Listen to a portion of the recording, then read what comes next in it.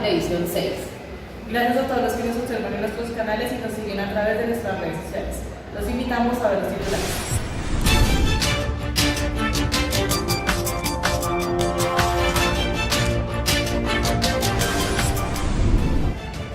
Colombia necesita mejorar su competitividad.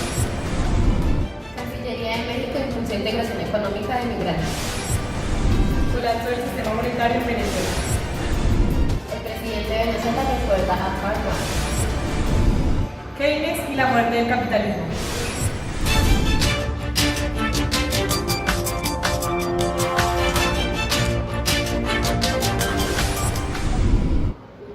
Noticia del día. La capacidad de crecimiento sostenido disminuye y se prevé que continúe con esta tendencia. Para el desarrollo de esta noticia vamos con nuestra compañera Angie, que se encuentra en el Palacio de Justicia. Cuéntanos, Angie.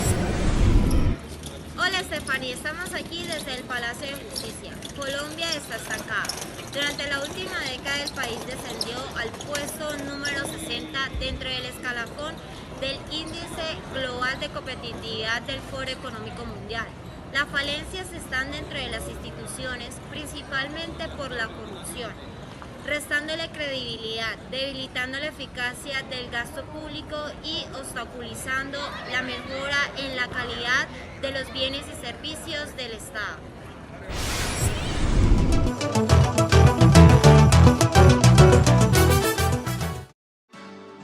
El Foro Económico Mundial publicó su reporte de competitividad, otorgándole a Colombia el puesto 60 en el índice general, 89 en instituciones, 83 en infraestructura, 73 en capacidad de innovación, 37 en el tamaño del mercado, 107 en la estabilidad política, 89 en la relación pago-productividad, 73 en corrupción, 27 en la facilidad para encontrar trabajadores capacitados. Estos son los factores que afectan la competitividad de Colombia frente al mundo.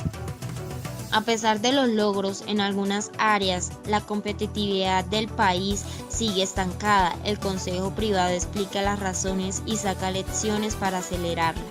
Está claro que durante la última década el ingreso por habitante se incrementó de manera apreciable.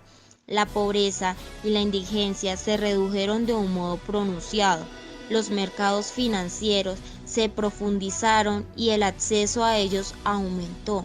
En los últimos 4 años también se logró dinamizar la generación de empleo formal, gracias a una tímida flexibilización del mercado laboral que redujo los costos no salariales.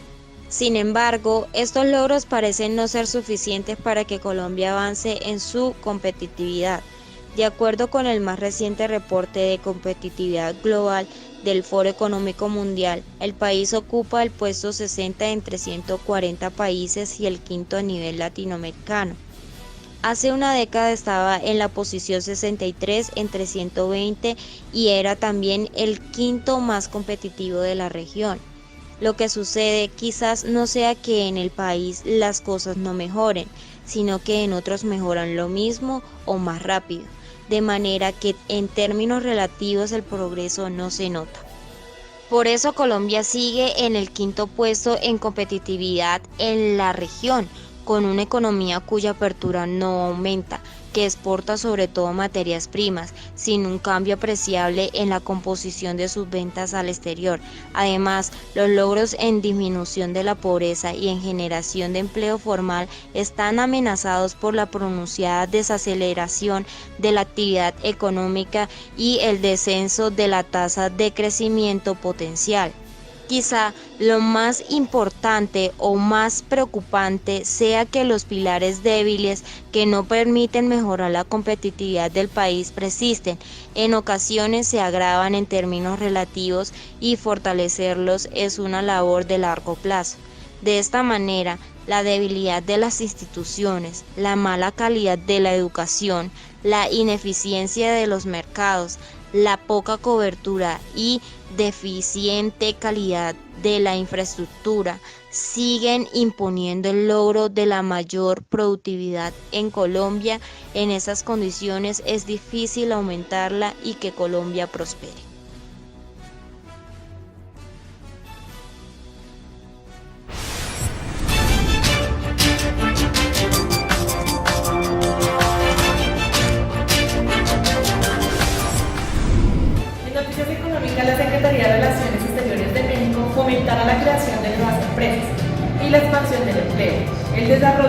laboral y la canalización del capital social para crear miles de puestos de trabajo.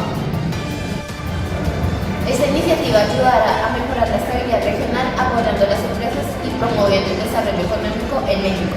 Además, 17 Asset Managers diseñará un fondo de financiamiento mixto con oportunidades de inversión. En noticias internacionales hablaremos de la crisis financiera y económica que está pasando en nuestro país hermano, Venezuela.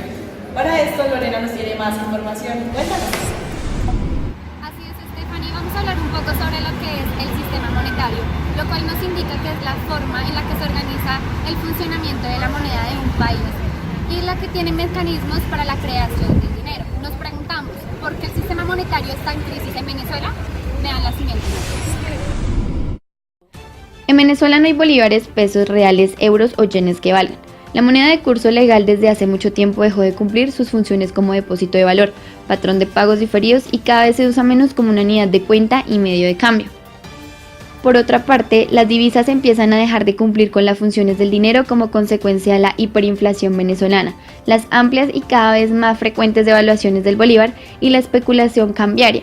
Este último fenómeno ha generado un amplio diferencial entre el precio de venta y de compra de las monedas extranjeras, costos asociados al uso de billetes en alta denominación e incluso la animadversión del papel moneda extranjero que tenga rayas, sellos o arrugas. A este escenario llegamos como consecuencia del inadecuado manejo de la política económica, la inacción gubernamental al momento de actuar contra la hiperinflación y el uso recurrente de reconversiones para restabilizar el mercado monetario. Acerca de esta última medida ha sido usada con frecuencia por las autoridades monetarias venezolanas para mejorar la comprensión, uso y manejo de la moneda local mediante la eliminación de 3 o más ceros a la moneda nacional, llevando todas las cantidades de dinero a una nueva escala monetaria. Lo más reciente, según consta del decreto 3332 de la Presidencia de la República, en fecha de 22 de marzo del 2018 y publicado en la Gaceta Oficial número 41366, consistió en la reexpresión de la unidad del sistema monetario del país en el equivalente a 1000 bolívares, es decir, todo monto expresado en moneda nacional antes del inicio de la reconversión sería dividido entre 1000. Para ella se estableció al Banco Central de Venezuela como el responsable de las pautas de rondeo. Resultado de esta operación, la regulación mediante resoluciones de todo lo relacionado con la ejecución de la reconversión monetaria y la definición de la campaña de comunicación de la reconversión. Y se instituyó que a partir del 4 de junio todos los precios, salarios, impuestos, estados financieros y cualquier operación en moneda local debía expresarse de acuerdo al bolívar reexpresado. Las obligaciones de pago en moneda nacional debían indicar que se denominan en la nueva unidad de medida de la expresión bolivariana soberano todos los billetes y monedas metálicos emitidos por el BCB que representarán la unidad monetaria reexpresada quedaban desmonetizados.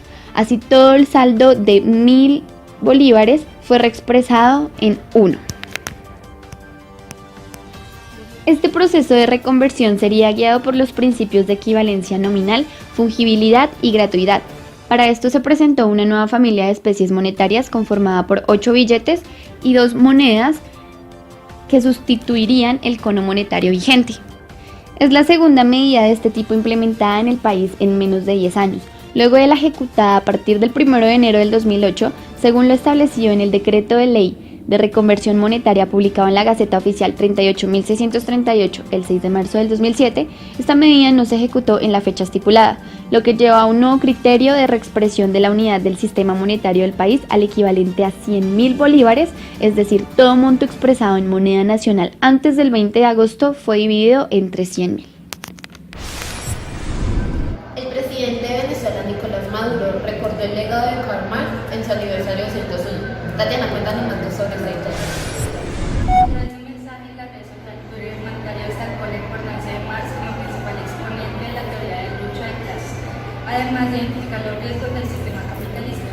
Recordemos que Marx también fue el creador de la teoría comunismo, socialismo científico, materialismo histórico y marxismo. Marx nació en 1818 en la ciudad de Reveris, Alemania. Fue quien sentó las bases teóricas para una transformación social de la sociedad. Fue político, filósofo y economista. Para el pensador alemán, la sociedad se dividía en dos clases, una que es dueña de los medios de producción explotador, y los otros que fueron desposeídos de esos medios para producir y deberán vivir de su trabajo, los explotados. Sus ideas trascendieron a lo largo de la historia y fueron de inspiración para algunos procesos y movimientos revolucionarios del mundo, que se plantearon una transición del capitalismo hacia un modelo de exclusión social igualitario. Marx señalaba que era necesario abolir el capitalismo por medio de la lucha en unidad de los trabajadores del mundo para dar paso a una sociedad más justa y sin explotadores ni explotados. En noticias informativas, los rentistas que están sufriendo no son los ricos capitalistas que Keynes imaginó. Juliana, cuéntanos más de esta noticia. Hola Stephanie, buenas tardes en Colombia y buenas noches desde Inglaterra. 75 años han pasado desde que estas instituciones financieras internacionales fueron creadas en Bretton Woods en 1944. Los delegados de esta reunión buscaban amansar el poder de las finanzas internacionales. Keynes, quien lideró la delegación británica, llegó a Bretton Woods a aplicar la eutanasia a la élite financiera que él veía como parasitaria del sistema productivo. Buenas noches a ustedes.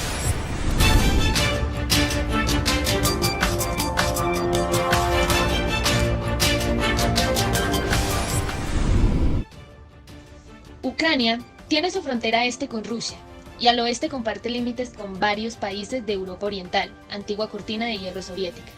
Y de los tiempos de Guerra Fría es que precisamente provienen los conflictos en esta zona. El país es mayoritariamente ucraniano y proeuropeo. Las elecciones del 2010 develan la polarización de este país. Este extremismo explotó en noviembre del 2013 en Kiev, la capital del país ubicada al norte de esta nación. Las protestas rechazaban al gobierno de Viktor Yanukovych por oponerse a la integración ucraniana con Europa. Esto significó un guiño a Rusia, rechazado por los ucranianos, quienes luego de meses de protestas y más de un centenar de muertos, echaron al primer ministro del poder.